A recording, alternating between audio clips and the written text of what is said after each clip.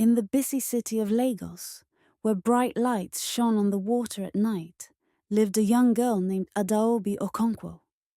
She was 22 years old and had the best qualities of both her parents, her father's wisdom and her mother's grace.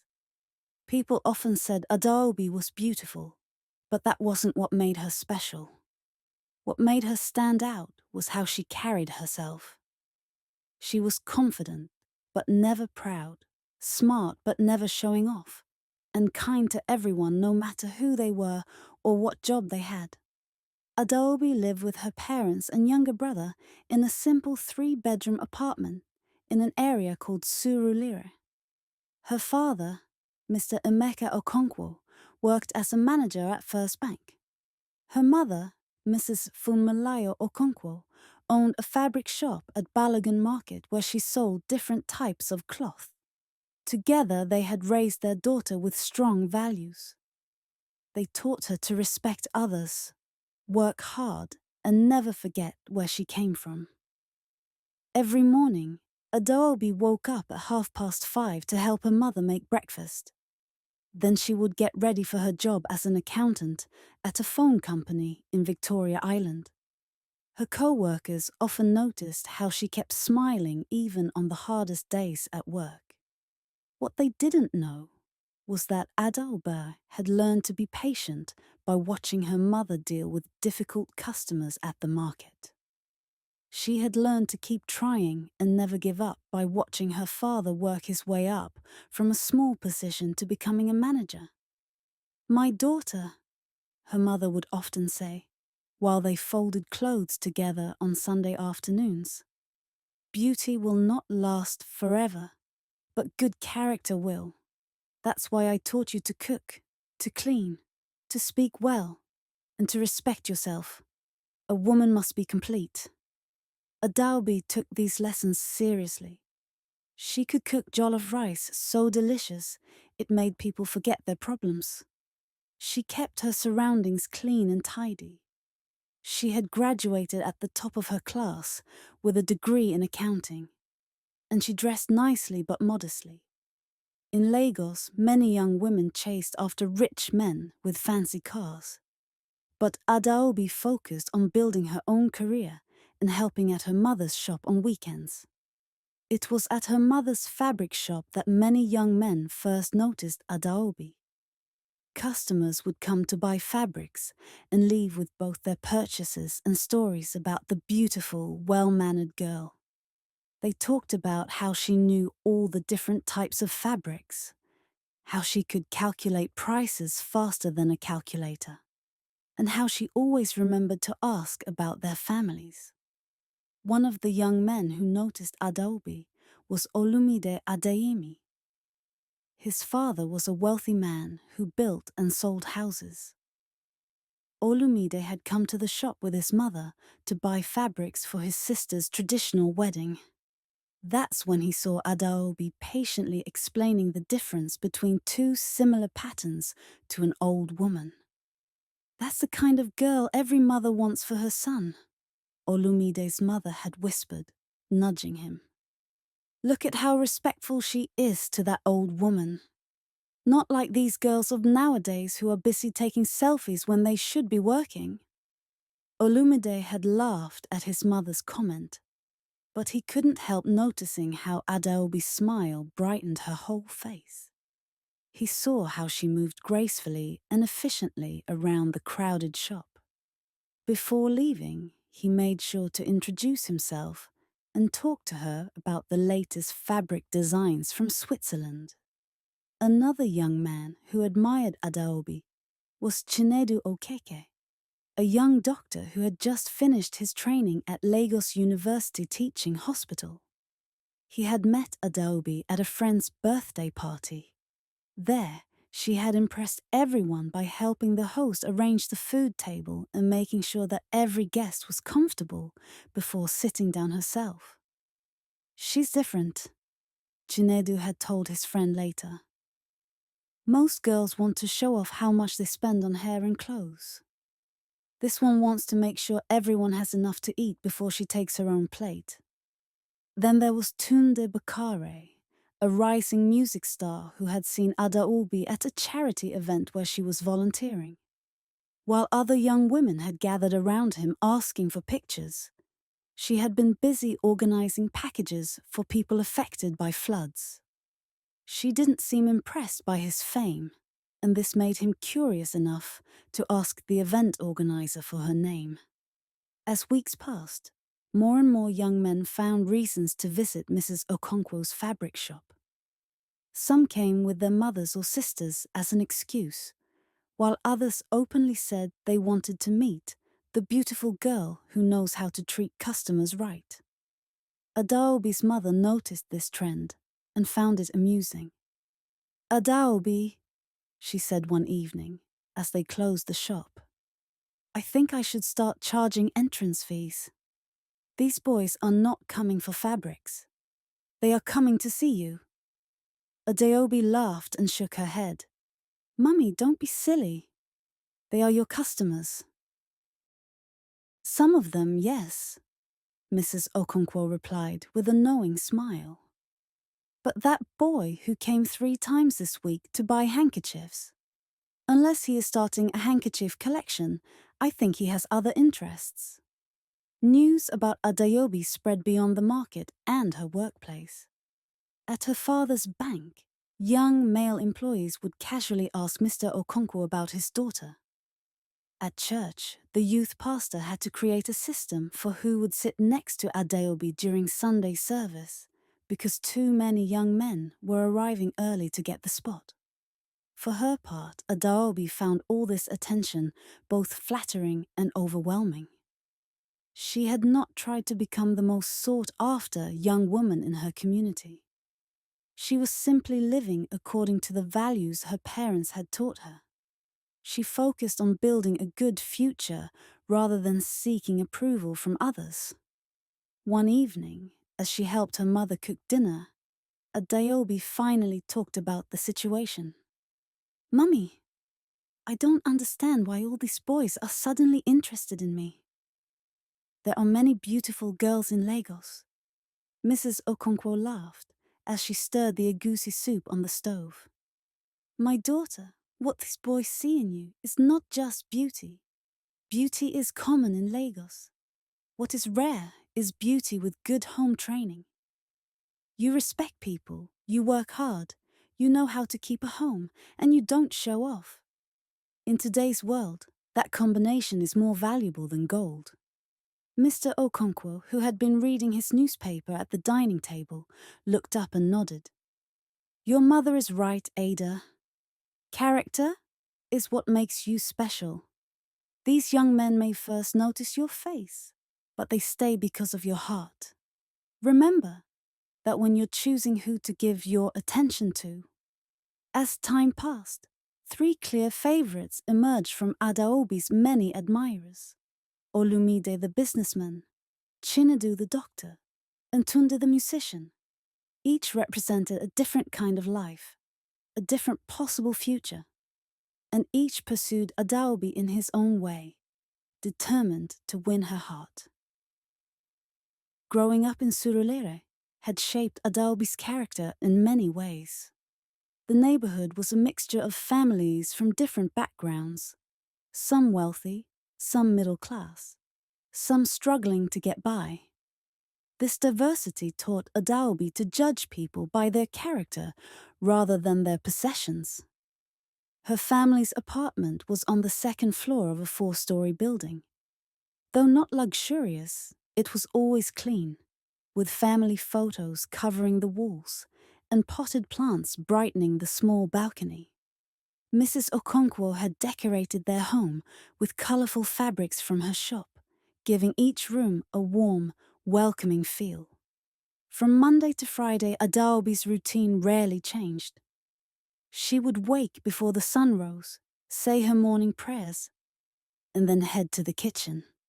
There, she would help her mother prepare breakfast, usually yam and eggs or akara and pap for the family. Her younger brother Chika, a university student studying engineering, would stumble in sleepily, looking for food. and sometimes last-minute help with his assignments. "Ada, you're too perfect," Cheeky would tease her. "How will any of us mere mortals find spouses when our parents keep comparing us to you?" Adaobi would laugh and swat him with a kitchen towel. "Just help clear the table, and I'll explain that math problem you're struggling with." After breakfast, Adaobi would dress for work in one of her modest but stylish outfits. She favored knee-length skirts and dresses in bright colors, often made from fabrics she had selected from her mother's shop. Unlike many of her peers who spent small fortunes on Brazilian hair weaves, Adaobi kept her natural hair in neat braids or simple styles that required little maintenance. The journey to her office in Victoria Island took over an hour each way. Adaobi used this time productively, listening to educational podcasts or reading books about finance and business on her phone. Sometimes she would simply observe the city coming to life around her. Market women setting up their stalls, school children in their colorful uniforms, street vendors calling out their wares. At Sunrise Telecommunications, where she worked, Adaobi had quickly earned a reputation for reliability and intelligence. Though she had only been with the company for a year after completing her National Youth Service Corps, she had already received a small promotion from junior accountant to financial analyst. "That girl will be running this place one day," her supervisor, Mrs. Disu, often remarked to colleagues. "She doesn't just process numbers. She understands what they mean for the business." Adaobi's desk was always organized, with files neatly labeled and a small plant adding a touch of green to the corporate environment. Unlike some of her colleagues who spent work hours on social media or gossiping, she focused on her tasks with quiet determination. Yet she was never standoffish. During lunch breaks, she would join conversations, sharing her homemade meals and listening more than she spoke. It was this balance of professionalism and warmth that made her popular among co-workers of all levels. The security guards greeted her by name each morning. The cleaners stopped to chat with her. And even the CEO knew who she was after she had presented a financial analysis at a company meeting that had impressed the entire management team. After work, when other young professionals headed to bars and clubs in Victoria Island, Adaobi usually went straight home. Fridays were an exception. She occasionally joined colleagues for dinner or attended book club meetings at a quiet cafe near her office. On these occasions, male colleagues would compete to sit near her or offer her rides home, which she politely declined unless it was a group arrangement. "My father taught me to be independent," she would explain. "The bus is fine for me, just as it is for thousands of Lagosians every day." Weekends had their own rhythm in the Okonkwo household. Saturday mornings were for chores, cleaning the apartment thoroughly, doing laundry, and shopping for groceries at the local market where vendors called out to Adaobi affectionately. "Fine girl, come buy from me today. Ada, I keep the best tomatoes for you. Tell your mother I have that pepper she likes." Adaobi moved through the market confidently, bargaining respectfully but firmly, knowing exactly which vendors offered the best products at fair prices. She would return home with bags full of fresh ingredients, ready to cook alongside her mother. By late morning on Saturdays, Adaobi would head to her mother's fabric shop to help out during the busy weekend rush. The shop, Funmi Fabrics, was a colourful space in Balogun Market, filled with rolls of Ankara, lace, Guinea brocade, aso-oke, and imported materials from places like Switzerland, India, and China. Mrs. Okonkwo had started the business 20 years earlier with just a small stall and 5 rolls of fabric. Through hard work and excellent customer service, she had expanded to a proper shop with a reputation for quality and honesty. She never misrepresented her fabrics or overcharged customers, earning loyalty from Lagos's most discerning fabric buyers, including the wives of government officials and celebrities. At the shop, Adaobi's accounting skills came in handy as she managed the books and inventory. But more importantly, she had inherited her mother's eye for quality and her father's head for business. She could spot a counterfeit Swiss lace immediately and knew exactly how to price new arrivals to remain competitive without undervaluing their worth. "Mummy, I think we should start stocking more of these newer Ankara designs," Adaobi suggested one Saturday, pointing to a fashion magazine. Many young professionals want traditional fabrics, but with modern patterns. Mrs. Okonkwo considered her daughter's advice seriously. "You're right. The market is changing. These young people want to honor tradition, but in their own way. Place an order with Mr. Jaid when he comes next week." This respect for Adaobi's business insight was part of the foundation of their close relationship. Mrs. Okonkwo treated her daughter not just as a helper, but as a future successor, teaching her every aspect of the business from supplier relationships to customer psychology. Sundays were dedicated to faith and family. The Okonkwos attended the 9 a.m. service at Calvary Christian Center, where Mr. Okonkwo served as a deacon. Adaobi sang in the choir, her clear voice rising above others during her occasional solos.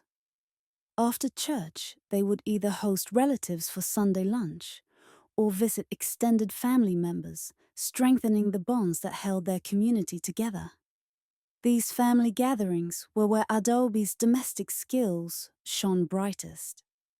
She would help prepare elaborate meals: jollof rice, moin moine, fried plantain, and various stews and soups, serving elders first with proper respect, and making sure children had enough to eat before taking her own portion.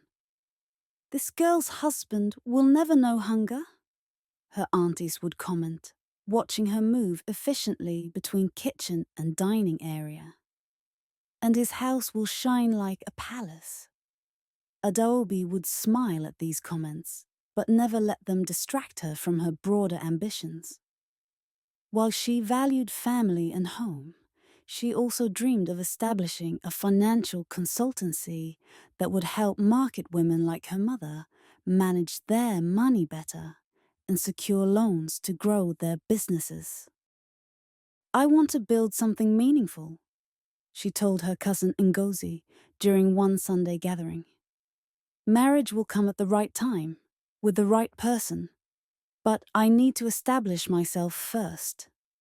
Ngozi, who had rushed into marriage at 19 and now struggled with a husband who resented her desire to continue her education, nodded thoughtfully. "You're smart, Ada. Don't let all this wife material talk rush you into someone's house before you're ready." This thinking reflected the values Mr. and Mrs. Okonkwo had instilled in their daughter.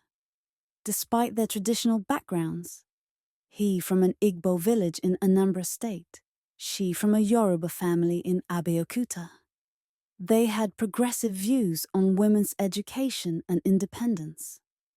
"My daughter will stand on her own 2 feet before she stands beside any man," Mr. Okonkwo often declared when relatives asked about marriage plans for Adaobi.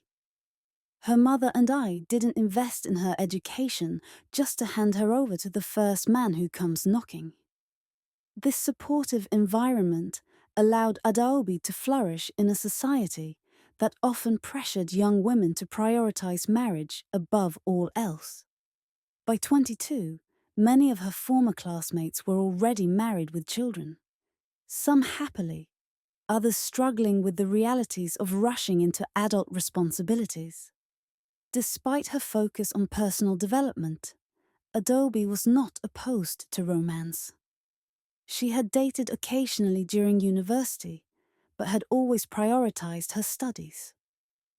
None of her previous relationships had progressed to anything serious, partly because she held potential partners to the high standards set by her father's example. Mr. Okonkwo treated Mrs. Okonkwo with consistent respect and partnership. Though traditional in many ways, he helped with household tasks, valued his wife's business acumen, and made major family decisions jointly with her. Their home was peaceful, their conversations respectful even during disagreements. This was the model of marriage Adaobi had grown up observing, and she was unwilling to settle for less. It was against this backdrop that Olumide, Chinedu, and Tunde entered Adaobi's life, each bringing different perspectives and possibilities. The first to make a lasting impression was Olumide. His initial visit to the fabric shop with his mother had been followed by several more, each with increasingly transparent excuses. "My sister needs matching fabrics for the bridesmaids now," he'd explained on his second visit. "My mother asked me to check if you have this particular shade of blue," was the reason for his third appearance. By the fourth visit, he simply smiled sheepishly and admitted, "I actually just wanted to see you again." Adaobi had appreciated his honesty. Olumide was 30 years old, tall and well-built, with a clean-shaven head and a wardrobe of perfectly tailored suits.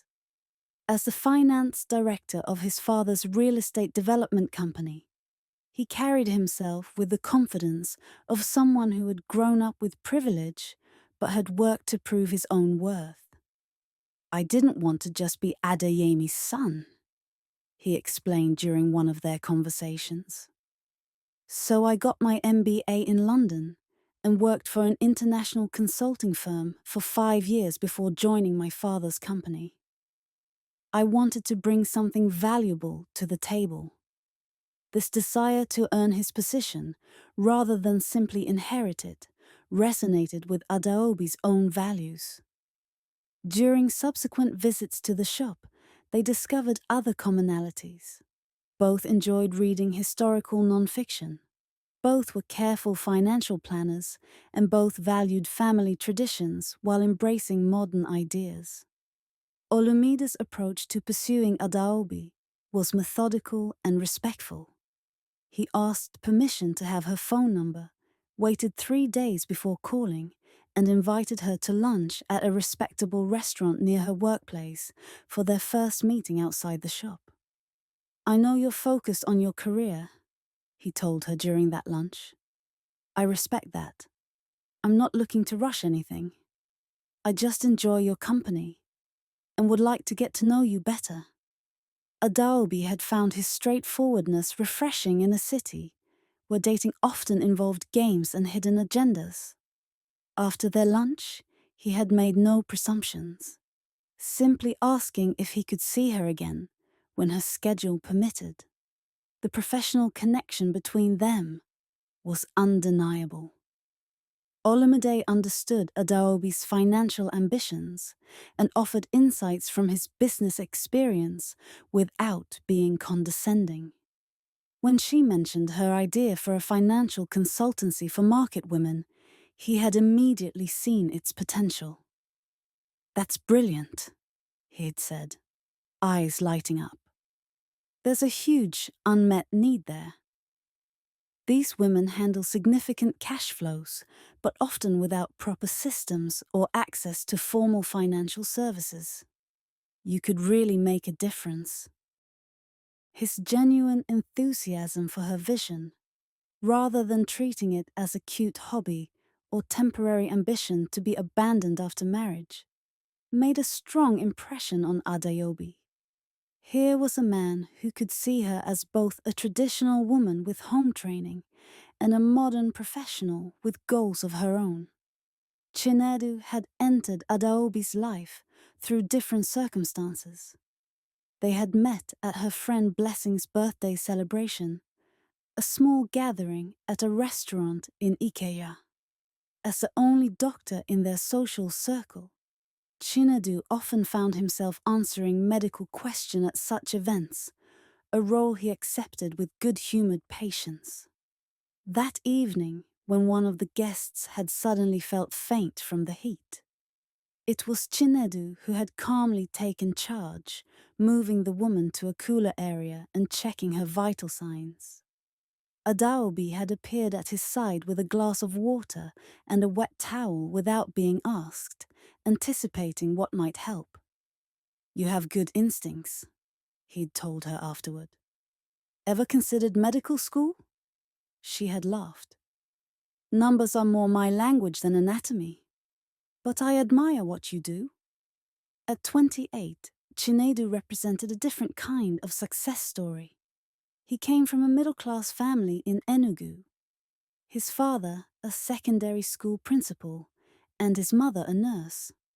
Through scholarships and determined study, he had made it through medical school and was now specializing in pediatrics.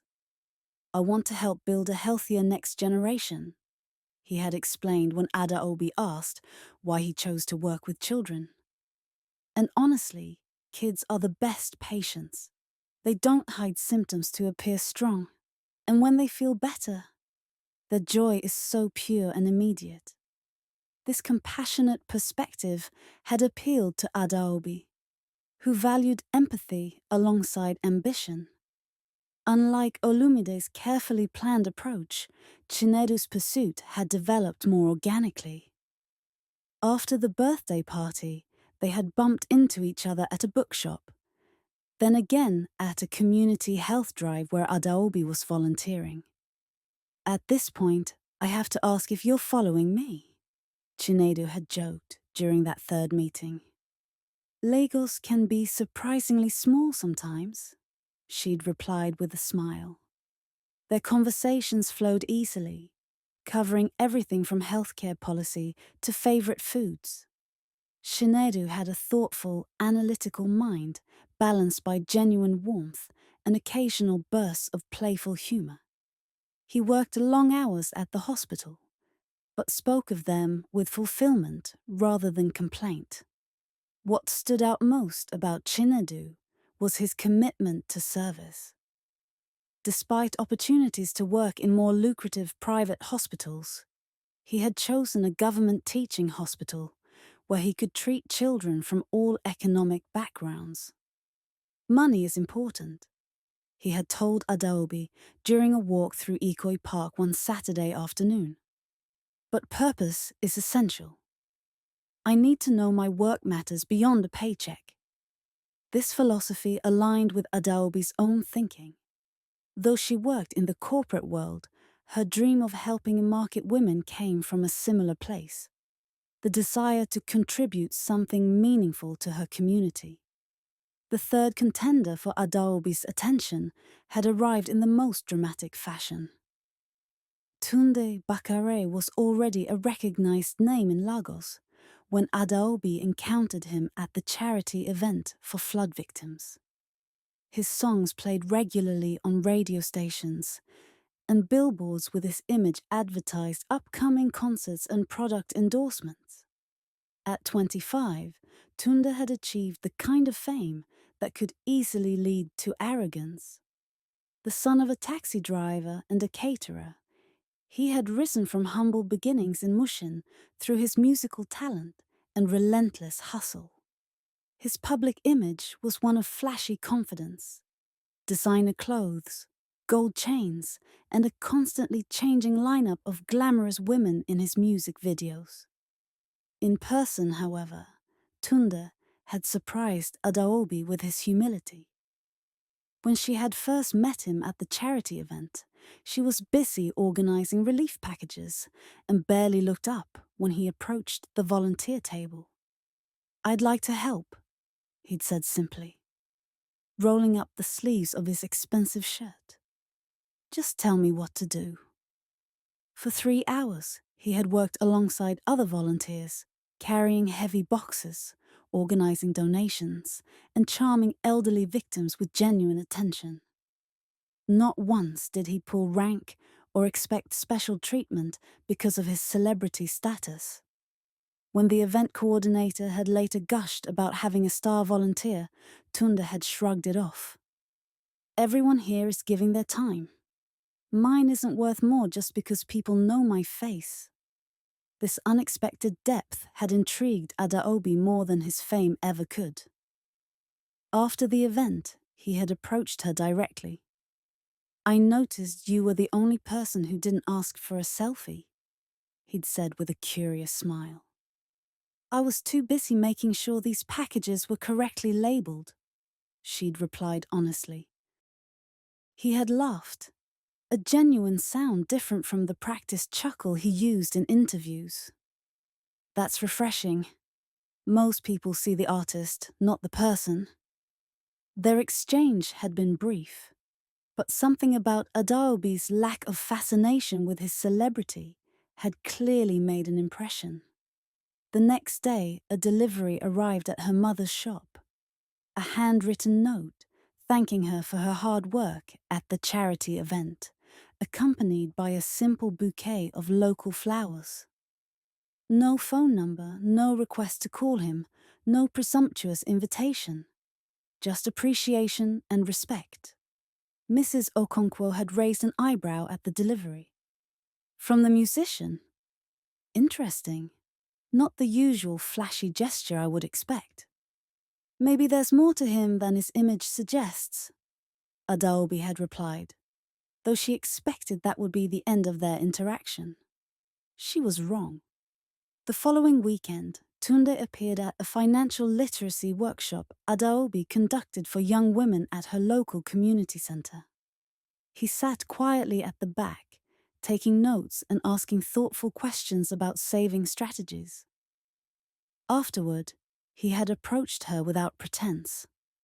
"My mother could have used this knowledge 20 years ago," he said. "She worked so hard, but never understood how to make her money work for her. What you're doing here matters."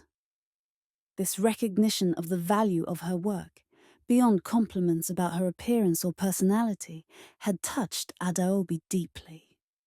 When he finally asked for her number, it felt earned rather than expected.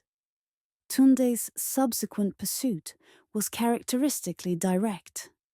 He called when he said he would, asked questions and actually listened to her answers, and showed surprising vulnerability about his struggles with sudden fame. "People think success solves all problems," he told her during one phone conversation. "It just gives you different ones. Now I have money but not privacy, recognition but not always respect. It's a trade-off I'm still learning to navigate."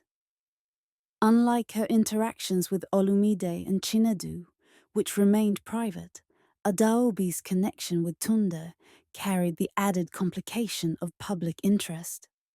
Eagle-eyed fans had noticed him at her workshop and started speculating online. Her usually quiet Instagram account suddenly gained hundreds of followers, and strangers began asking her friends about Tunde's new girl. "I'm not anyone's new girl," Adaobi had stated firmly when her co-worker showed her a gossip blog post with her photo. "We're acquaintances who've met a few times. That's all." Yet despite her discomfort with the attention, she found herself increasingly curious about the person behind Tunde's public persona. He seemed to be working deliberately to show her who he really was, beyond the flash and glamour of his stage identity. As these three very different men entered Adaobi's carefully structured life, she maintained her focus on her priorities while allowing herself to explore these new connections. She was neither dismissive of the attention nor desperate to secure a commitment from any of them. A woman who knows her worth doesn't rush into any man's arms, her mother had taught her. Let them prove, over time, that they deserve a place in your life. Following this wisdom, Adaobi established boundaries from the beginning. She didn't accept late-night invitations, didn't entertain romantic gestures in her workplace, and always informed her parents about her movements. These boundaries weren't just about maintaining her reputation in a society that often judged young women harshly.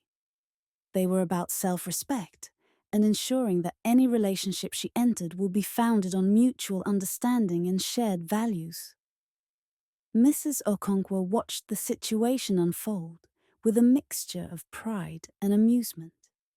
During one of their Sunday afternoon conversations, while preparing vegetables for the week ahead, she offered her daughter some perspective. "You know, Ada, in my day, many girls would be setting marriage traps by now. 3 good men showing interest. They would be visiting Babalao for love potions." Adaobi laughed. "Mommy, that's terrible. But true. We were taught that catching a husband was the most important achievement for a woman. Your generation is blessed to have more choices." She paused, slicing okra with practiced precision. "Still, don't take too long deciding. Good men can grow impatient." "I'm not stringing anyone along," Adaobi assured her. "I'm just taking time to see beyond first impressions. Marriage is a lifetime decision." Mrs. Okonkwo nodded approvingly. "This is why I'm not worried about you. You have sense. Too many girls are blinded by money or looks or sweet words. They don't ask the important questions." "Like what?" Adaobi asked, curious about her mother's wisdom. "Like, how does he treat people who can do nothing for him? How does he handle anger? Does he respect boundaries? Is he consistent, or does he show one face today and another tomorrow?" Mrs. Okonkwo set down her knife. "Your father didn't have money when I married him, but I watched him for months. He was the same good man, whether talking to his boss or to the gateman. That tells you everything." Adaobi considered her mother's words carefully. "I'm watching too, Mummy. Each of them shows good qualities in different ways. And different challenges too, I'm sure," her mother added knowingly. "The businessman probably has little time. The doctor keeps difficult hours. And the musician," she raised an eyebrow. "The musician is not what people think," Adaobi defended, surprising herself. "He's thoughtful and surprisingly humble when no cameras are around." Mrs. Okonkwo smiled but said nothing, allowing her daughter to reach her own conclusions. Mr. Okonkwo, for his part, maintained a more reserved position. When Olumide formally asked to visit their home, following traditional expectations, Mr. Okonkwo received him with cordial respect but clear boundaries. "My daughter is building her career," he told the young man directly. "Any relationship must support her goals, not derail them." Olumide had nodded seriously. "Sir, I admire Adaobi's ambition. A woman with her own vision brings strength to a partnership, not weakness." This response had earned him points with Mr. Okonkwo, who later commented to his wife, "That young man understands what many men twice his age never learn, that a wife should be a partner, not a possession." When Chinedu later made a similar visit, his approach was less formal but equally respectful. He brought a thoughtful gift, a framed photograph of Lagos Island taken by a local artist, and engaged Mr. Okonkwo in a lengthy conversation about healthcare policy. "He has depth," Mr. Okonkwo observed afterward, "and he serves others through his work. Those are admirable qualities." Tunde's approach to meeting Adaobi's parents revealed yet another side of his character. Rather than arriving with expensive gifts or name-dropping his celebrity connections, he had requested to meet them at a time when Adaobi was not present. "I want them to judge me as a man, not as someone pursuing their daughter," he explained when Adaobi questioned this strategy. They need to know who I really am, without you there as a buffer. This thoughtfulness surprised and impressed Adaobi. During that meeting, Tunde had spoken candidly about his background, his struggles, and his hopes for the future. He acknowledged the challenges his public life might bring to any relationship, and assured her parents that he valued their daughter for her character, not as an accessory to his fame. "The young man has courage," was Mr. Okonkwo's assessment afterward. "He didn't hide his flaws or exaggerate his virtues. That shows integrity." As weeks passed, Adaobi's interactions with her three suitors continued in parallel, each relationship developing its own rhythm and revealing different facets of the men's characters.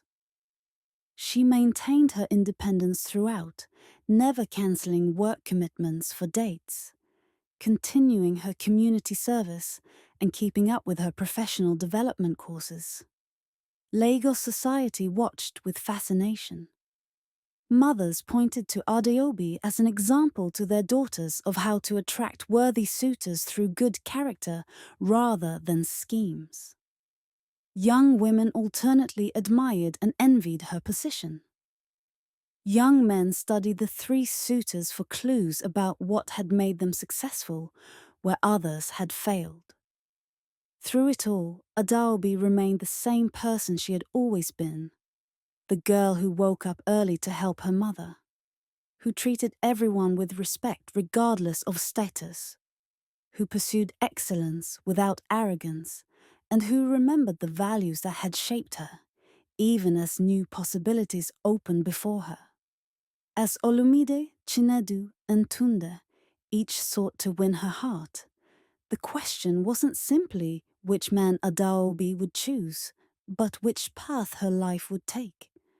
Would she be drawn to the stability and business connections that Olumide represented?